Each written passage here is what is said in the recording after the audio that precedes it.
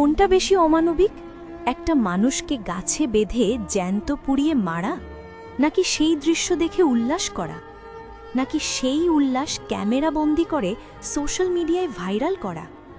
একটু ফোনটা নামিয়ে রাখুন। হ্যাঁ, আপনাকেই বলছি।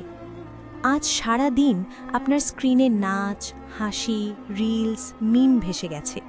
আপনি লাইক দিয়েছেন, স্ক্রোল করেছেন, কিন্তু একটু দাঁড়ান।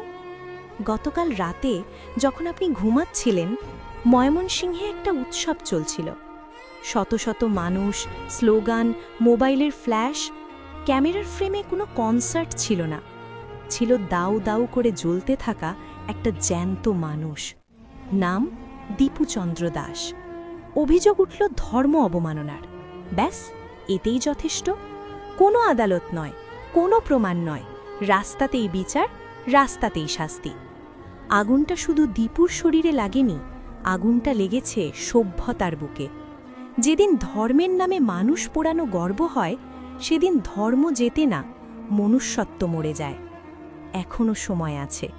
চুপ করে স্ক্রোল করবেন না, প্রশ্ন তুলুন, প্রতিবাদ করুন, কারণ মনুষ্যত্ব পুড়ে গেলে আর কিছুই আমাদের বাঁচাতে পারবে না।